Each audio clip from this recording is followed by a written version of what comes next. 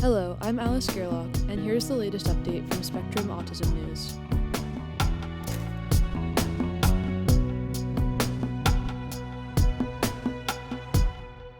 Debate unfurls over inclusivity and authenticity in research involving minimally verbal autistic people. By Brendan Burrell.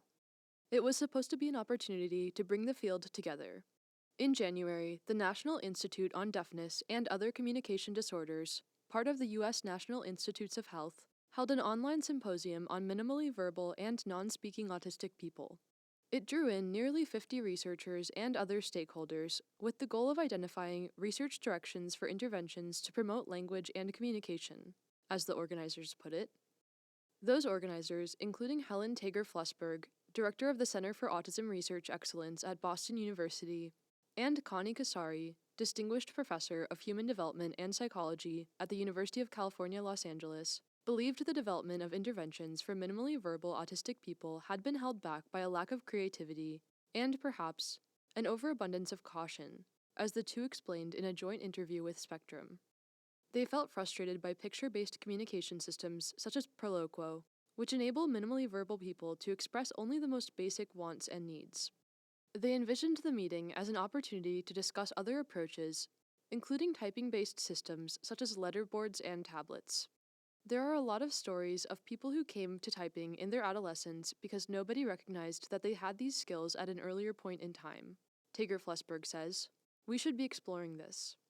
So she and the other organizers invited two minimally verbal people who communicate by typing to participate in one of the meeting's panel discussions, moderated by Vikram Jaswal, professor of psychology at the University of Virginia in Charlottesville. They saw it as a way to ensure that the voices of autistic people help shape future directions for research and to counter a growing view that the field has been too one-sided, Casari says. But by the time the meeting concluded, Howard Shane, former director of the Center for Communication Enhancement at Boston Children's Hospital in Massachusetts, had resigned from the group. In his letters to the organizers, which he shared with Spectrum, he raised concerns about how including Jaswal and two other participants provided a sheen of legitimacy to facilitated communication, a discredited technique in which a facilitator, often a parent, holds a letterboard and uses voice, gestures, and sometimes physical touch to prompt an autistic person to spell out a message. He also worried that the organizers had not critically evaluated the authenticity of the messages produced by one of the minimally verbal participants, a known facilitated person, according to Shane, who delivered primarily prepared statements to the group via his electronic tablet. Tager-Flusberg says that she has great respect for Shane and the work he did discrediting facilitated communication in the 1990s, but believes that he has become too rigid in his approach. To deny that there is anyone at all who is capable of independent communication, she says, that to me is anti-science.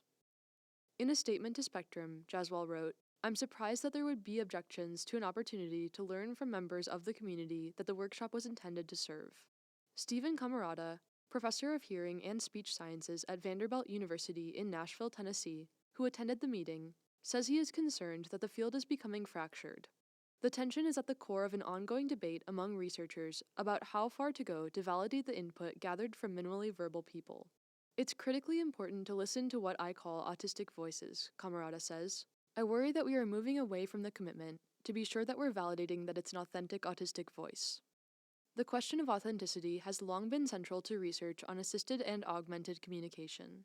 Facilitated communication, which first emerged in the 1970s, was largely discredited after message-passing tests demonstrated that minimally verbal people can answer questions correctly only if their facilitators are privy to the answers.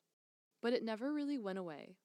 Trademarked forms of it, such as spelling to communicate and the rapid prompting method, continue to grow in popularity, even though there is still no rigorous evidence that the messages obtained represent the thoughts of the autistic person or that the use of the techniques improves educational outcomes.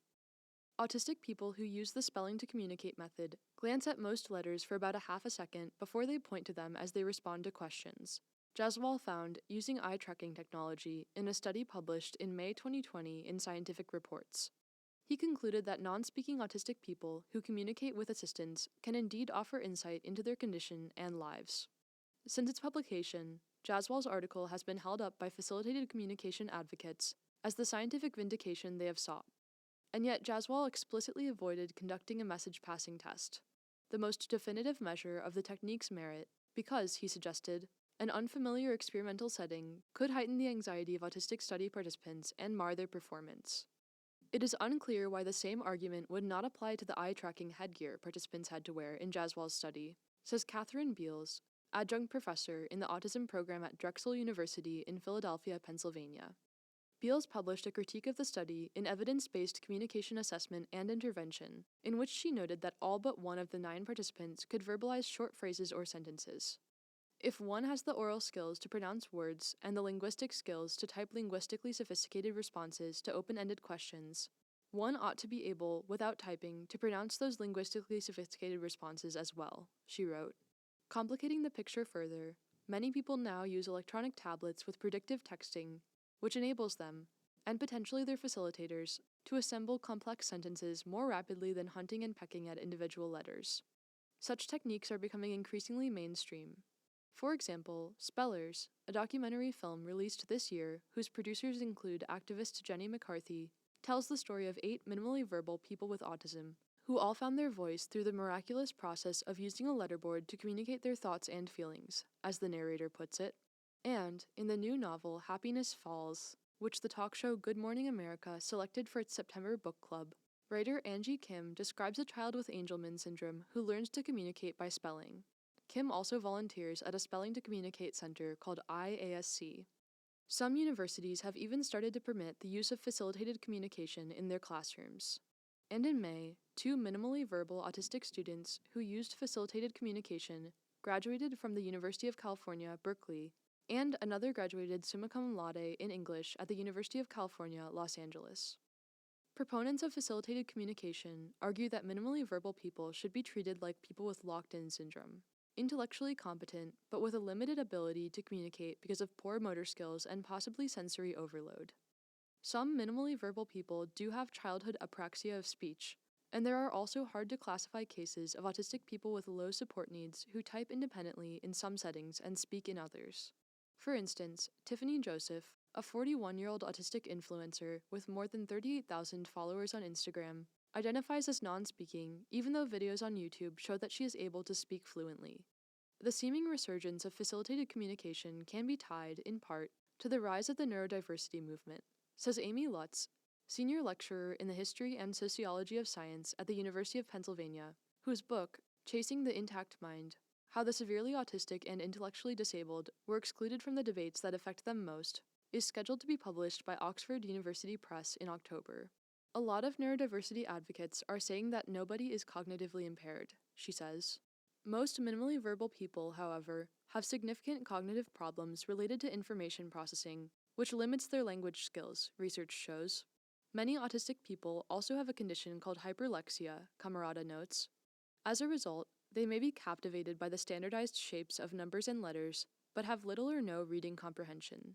In their effort to include minimally verbal people in the January symposium, Tager Flesberg and Kasari reached out to the nonprofit Communication First in Washington, D.C., which advocates for the use of facilitated communication in schools and healthcare settings.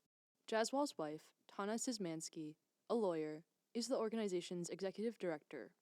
The organization has ties to families that include minimally verbal people, 2 of whom ended up agreeing to participate in the program. Kasari says she vetted the participants by having lengthy online conversations with them without a facilitator present. One of those people was Grant Blasco, who developed his typing skills through the rapid prompting method and other forms of facilitated communication. During the panel session with Jaswal and his opening remarks the previous day, Blasco appeared to communicate via his tablet with the occasional help of a person off-screen. Kasari says that Blasco and the other typers were a valuable addition to the meeting. One request they had was for an electronic voice that sounds more like their real voice. They were independent and actually had a sense of humor, she says. I think they're pretty amazing. Others at the meeting and on social media, however, said they were deeply disturbed by the decision to include users of facilitated communication. Shane felt that Blasco's presentation was not only a waste of time, but also harmful to the community. The mere presence of proponents of facilitated methods adds legitimacy to spurious and harmful methods that should not be promoted in a workshop of this nature, he wrote in his resignation letter. Although Shane declined to comment for this story, in a previous interview with Spectrum on the topic of facilitated communication, he noted that some of his patients do become more proficient at typing than speaking, but even those are only producing simple phrases, nothing like what was on display at the meeting. In his letter, Shane suggested that the organizers had been taken in by their subjective impression rather than science, and challenged them to bring Blasco in for a double-blind investigation that explores the authorship question. Tager, Flesberg, and Kasari say they are seeking to rigorously address some of the issues raised at the meeting. They recently received a National Institutes of Health grant called PEDAL, promoting early intervention timing and attention to language. Beginning in January, they will conduct intensive screening and monitoring of infants in Los Angeles and Boston who have an older sibling with autism and therefore an increased likelihood of having the condition themselves. They will then test whether intense language coaching can help improve the children's outcomes. A second study they are launching, also funded by the National Institutes of Health, will focus on the degree to which minimally verbal children have knowledge of letters and numbers. Let's say we identify that 10% of these kids do have some pre-literacy skills. Surely speech pathologists should be taking that into account, Tager Flesberg says.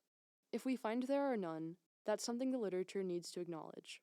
In the meantime, Camarada says he would like to see greater transparency in how autistic voices are vetted for future scientific meetings. He believes there needs to be a standard protocol for validating the authorship of those who represent the autistic community and are using any form of assisted or augmented communication. That protocol, he says, should be disclosed during scientific meetings, just as conflict of interest statements commonly are. I want to have access to these autistic voices, Camarada says. The Howard Shanes of the world who rightfully are concerned about message authorship can say, yeah, that appears to be a decent protocol.